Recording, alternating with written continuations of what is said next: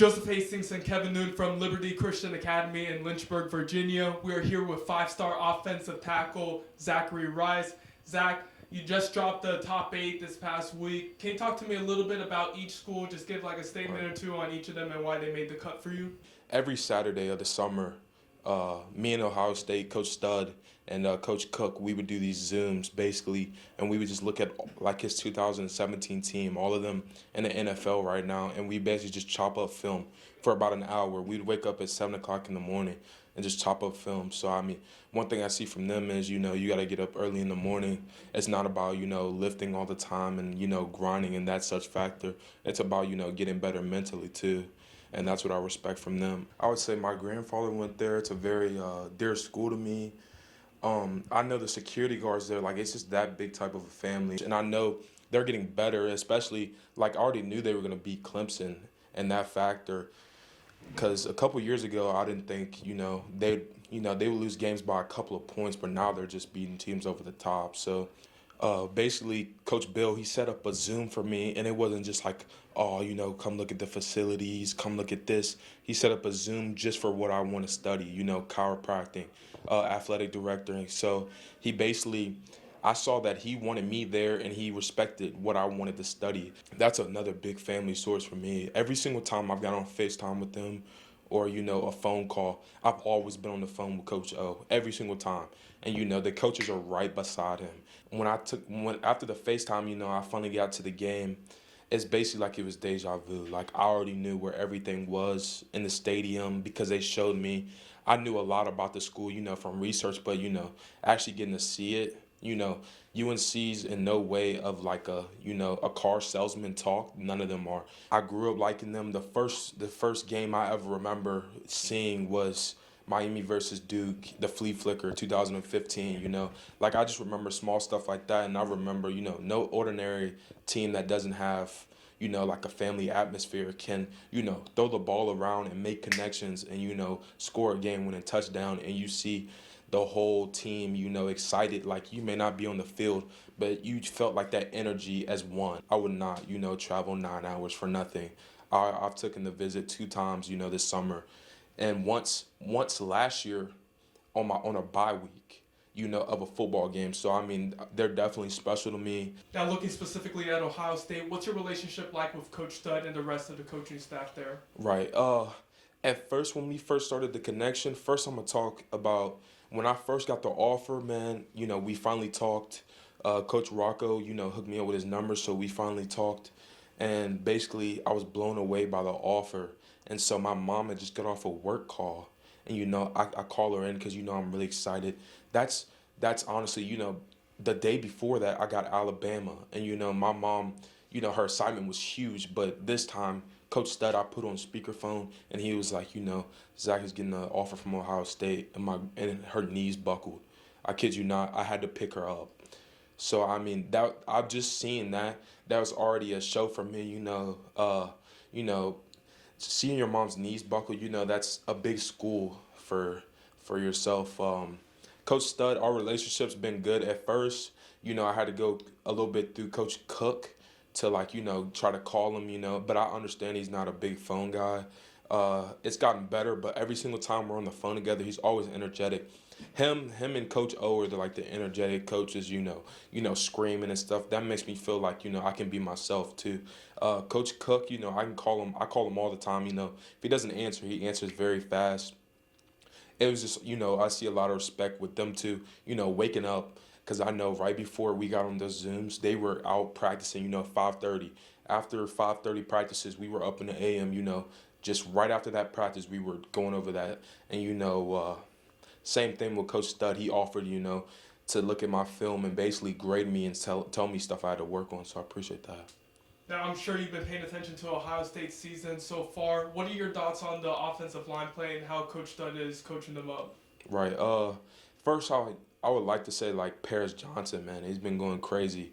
I love basically how, you know, I see I see and I respect, him waiting a year, of getting development and then going straight out and, killing people. See him in high school, you see him on overtime and stuff like that a couple years ago, something I looked up to. and some stuff I struggle with too. I talked to Ohio State rivals person, and they were basically telling me, until I got on the campus, you don't really meet the coach stud. So I'm very like interested to meet the real coach stud, not over the phone. So the O line's been immaculate. So it's been great.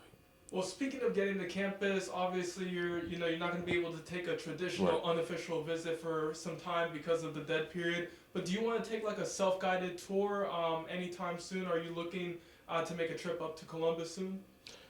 So Dasan and CJ and all them, they basically, I'm in a little group chat with them. I was, and basically we just talked about basically just making a trip all together down there.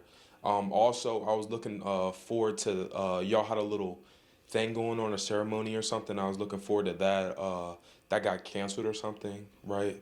So, other than that, man, I'm gonna try to get down there, but hopefully April comes fast. Absolutely, man. And speaking of those 2022 commits that you said that you're in the group chat with, Desan, CJ, those two especially have been really leading the class. What is their overall message to you? What has been their pitch to you? I would say the biggest thing I would say is they know that they're gonna be the best class in the nation. I mean, there's just small stuff right now they're keeping secret. Like there's so many people about to come to Ohio State that we're keeping secret out of respect for them, because there's crystal balls and stuff like that ruin players' lives, like just ruin their recruitment. So they know as themselves. That's what they say on Twitter. Boom, because there's gonna be some booms coming. So.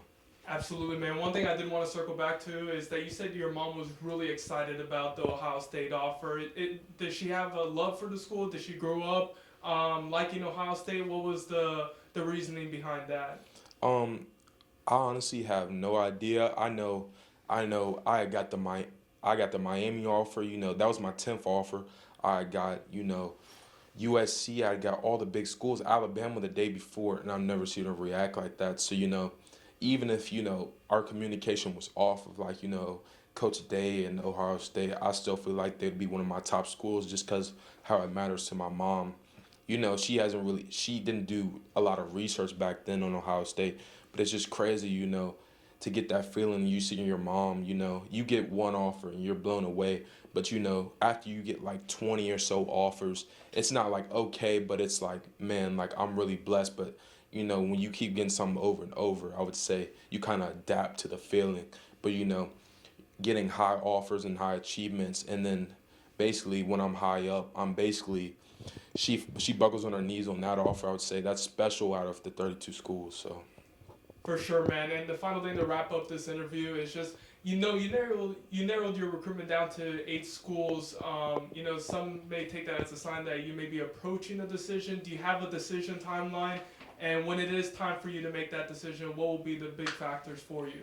I would say the biggest things for me is finding a coach I can't say no to is the biggest thing. I've already said no basically out of 32 schools. I've already said no. I'm only keeping that top 8, which my recruitment is still open. But I'm not cutting any colleges short or anything. But I've already said no to some coaches. So these are the 8 coaches that I can't say no to right now. But like I say, and people say, the fun and the recruitment and stuff comes to an end. So I'm really looking to see, if I cut off, Ohio State out of my schools or something, would they say the same? That's what I'm looking for. I'm looking for a family atmosphere, somewhere I can be myself, somewhere that develops me into a real man. Basically, coming to some of these colleges, I see, some people still look the same as in high school and stuff like that. And, not really, changing their attitude about stuff. So I would say the biggest thing is to me is developing and creating a new mindset. Because especially at Ohio State, you got people like Chase Young. My trainer trained Chase Young. He's from around that place, Sudan Ellington. So me and him have chopped it up about the Buckeyes a lot. So. So no decision date locked in yet? No, sir. I could commit anytime. So yes, sir. Sounds good. Zach, thank you very much for your time. This is Joseph Hastings from Buckeye Grove. Thank you all for tuning in. Thank you. Thanks for watching. Be sure to click on that subscribe button so you don't miss a single thing, and come visit us over at BuckeyeGrove.com for all the best Ohio State information on the web.